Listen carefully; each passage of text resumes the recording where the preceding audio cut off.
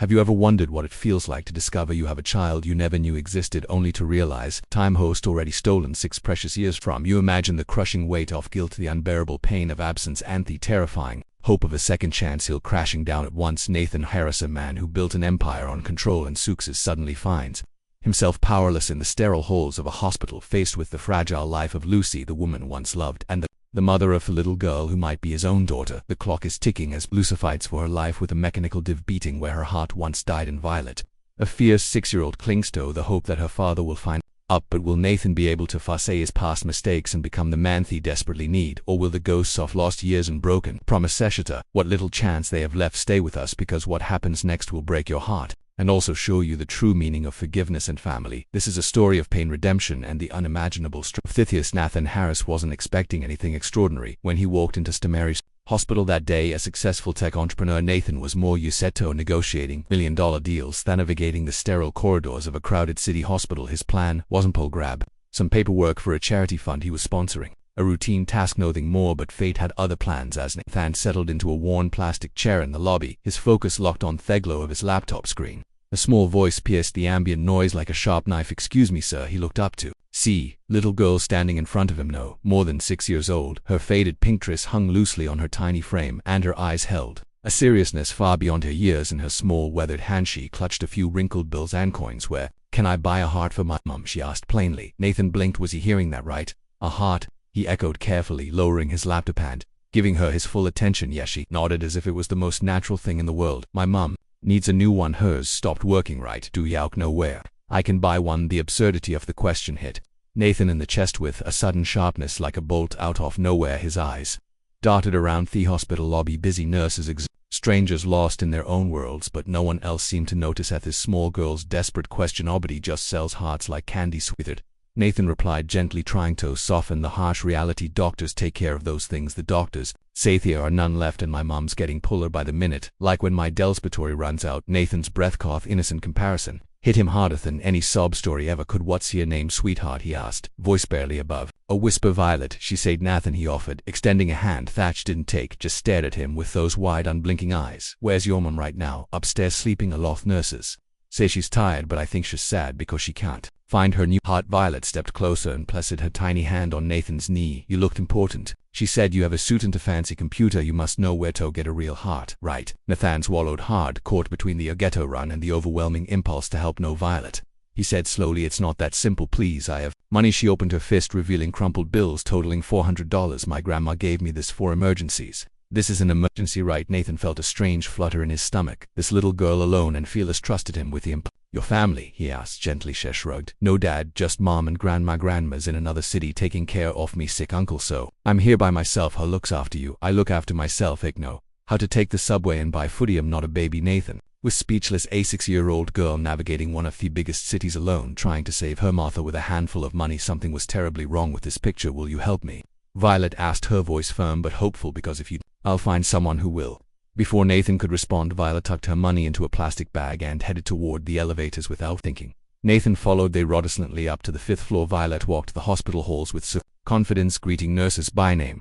They stopped before a glass-windowed adult intensive care unit. "That's me, Mum," Violet said, pointing at a pale woman laying in bed, hooked to machines on tubes. Nathan's heart sank. The face was hauntingly familiar. Lucy Harris, the same woman who'd worked for Nathan years ago and then vanished without a word. "Your mom's name is Lucy?" Nathan asked, his voice cracking. "Yes, Violet," replied. "Do you know her?" Nathan's eyes flickered between Lucy's frail face and Violet's resemblance. Same sharp nose, deep-iced way she frowned when concentratingly. The memories rushed back. Long nights working together, stolen moments, soon questions. "Are you okay?" Annis's voice interrupted, noticing Nathan's pale face. Yes, he said, forcing a smile. "How old are you, Violet?"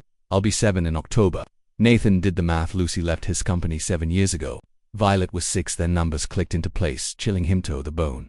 "Did your mom ever talk about your dad?" "Sometimes. She says he was a busy man, too busy to care for us." Those words cut deeper than Nathan expected. Helen, against the wall, struggling to process the truth crashing down on him. "Violet, will you let me help your mom find a new heart?" Her wide eyes locked, his filled with a trust he felt unworthy of. "Yes," she whispered. Nathan had no idea what he just promised, but something deep inside knew this was the moment his life changed forever. If you discovered you had a secret child desperately needing help, what would you do? Should Nathan have ignored Violet or stepped up to fight? Type yes if you think Nathan should fight for Violet. Lucy type no if you think it's too late for him, or drop an emoji heart if this story touched your heart. Comment below and tell me which country you are watching from. Don't forget to like and share if you want to spread hope. Nathan sat in the dim glow of his office Latento, the night, the city's lights flickering far below like distant stars. For years, this room had been high sanctuary, a place where deals were struck, empires built, and futures planned. Tonight, it felt like a cage. The weight of what he had discovered at St. Mary's Hospital bore down on him with relentless force. Violet's innocent mind gazed Lucy's fragile form tethered to machines, and the crushing truth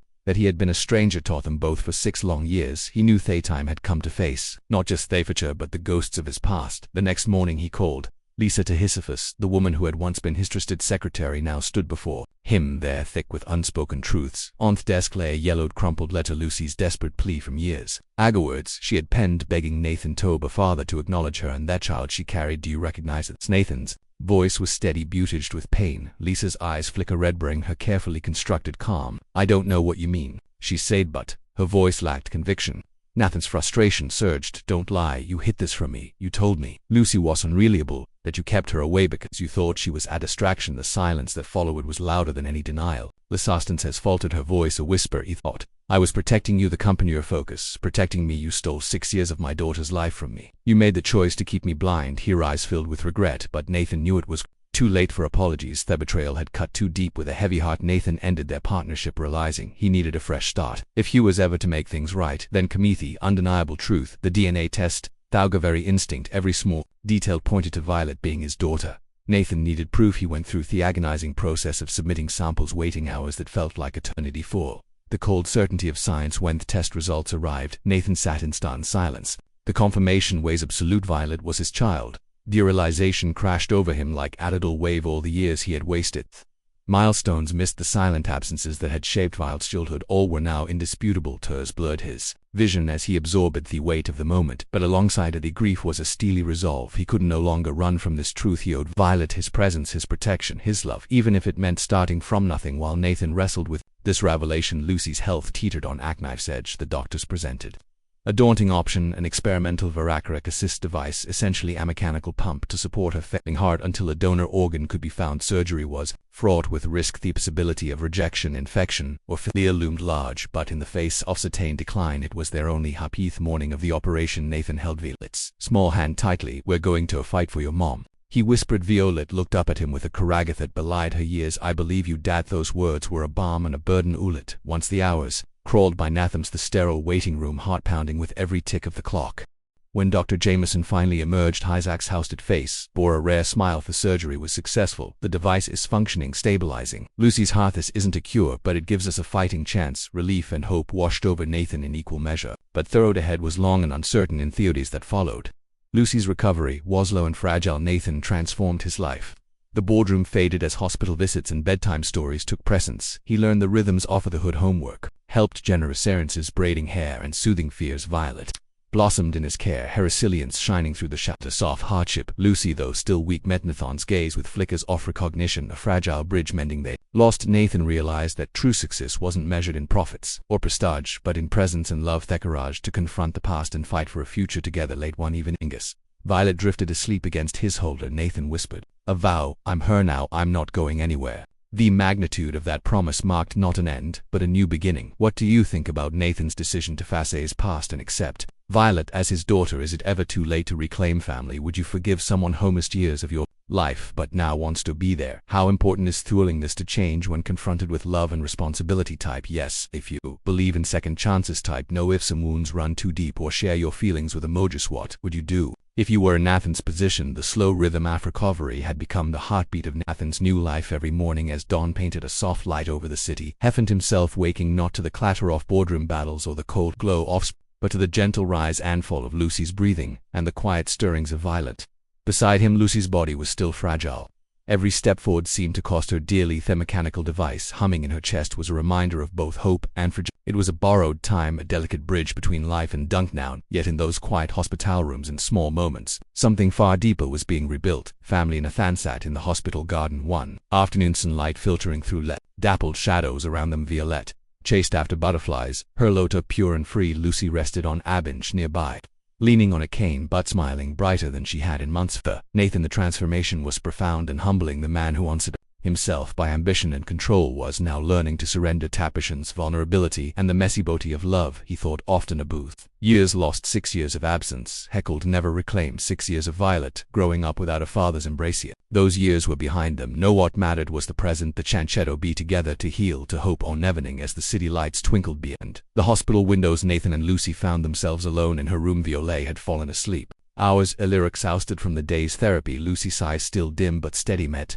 Nathan's with a softness that spoke volumes. I'm scared, she admitted, her voice barely above a whisper, not just about my health but about us, about what comes. Nathan took her hand gently. Mo too, but I believe in us, in this family. We've fought so hard to be here. Lucy squeezed his hand back, tears glistened. You weren't there before, you missed so much. Violet's birthday, the first words, the birthdays I celebrated alone. Why no, why did it take so long? Nathan clenched. I was scared, afraid of Hut. I didn't know, afraid of failing Yobeth, but I'm here now and I want to make every day count. I can't change the past, but I can be better moving forward. Lucy nodded, a fragile smile forming. That's all any of us can do. Nathan reflected on the journey that had brought them. Her confrontation with Lisa, the secretary, who had hidden Lucy's pleasing to the secret letter for years, the DNAist confirming Violet was his daughter, a truth he had been too blind to see. Those revelations cut deep but also opened the door to forgiveness and understanding. He looked over at Violet, sleeping peacefully, the innocent soul who had carried the weight of a family's broken past with such grace. Nathan vowed silently that no matter how difficult road, he would never let her feel alone again. Days later, Violet asked the question Nathan had feared since the moment he learned the truth. Dad, will Mom and I ever live in a house together like your real family? The simplicity of that question pierced Nathan's heart. He knew that healing was not just physical but emotional, and that rebuilding a home meant more than bricks and walls. It meant trust, love, and time. We will help, promised her, but it won't be easy. Families have scars, but they can heal. We'll take it one day at a time. As Lucy's strength gradually returned, she began to reclaim small parts of her life, reading stories to Violet, walking short distances with Nathan's support, sharing moments of laughter and tears. The family they had longed for was beginning to take shape. Nathan learned patience. Allison he had long neglected. Business meetings gave way to school plays and bedtime stories. The sterile corporate world faded as he discovered the messy, beautiful chaos of family life. One afternoon, as Violet played in the hospital's garden, Nathan sat beside Lucy on a bench holding her hand. Do ya think we can really be happy again? Lucy asked softly. Nathan smiled through warmth in his eyes, but then certainty of their situation. Happiness isn't about perfect moments, it's about being together through good and bad. We found each other again and thoughts everything. Lucy nodded, tears brimming, but a hopeful light shining through. Nathan's thoughts drifted to their future, uncertain, fragile, but full of possibilities. The transplant waitlist was long, the outcome unpredictable, yet her bond was unbreakable. He read, family wasn't about time lost or mistakes made, but about commitment, presence, and love renewed. Late one night after Violet had fallen asleep, nestled against his chest, Nathan whispered promise into the quiet room, I'm here for you, for both of you always. The journey was far from over, but for the first time Nathan felt truly home. How do you feel about Nathan's journey from absence to devotion? Do you think his transformation is believable and touching? What would you do if you were in his shoes? Is it too late to rebuild family bonds, or do some wounds run too deep? This story teaches us that it is never too late to seek forgiveness and rebuild broken relations, no matter how much time has been lost or mistakes have been made. The courage to face the past and take a responsibility can open the door to healing and new beginnings. True strength lies not in wealth or power, but in love, a presence, and commitment to those we care about. Nathan's journey reminds us that family is not defined by perfect circumstance or flawless timing, but by the willingness to show up, to forgive, and to cherish each moment together. Life's fragility teaches us to value the people around us and to hold them close, because time is unpredictable and every heartbeat counts. Ultimately, this story is a powerful reminder that love and hope can triumph even over the deep storms, and that second chances can transform lives if we are brave enough to embrace them. Share your thoughts below. If this story moved you, please comment 100 and tell us which country you are watching from. Don't forget to like and share this video to inspire those with hope and the power of second chances. Thank you for being part of the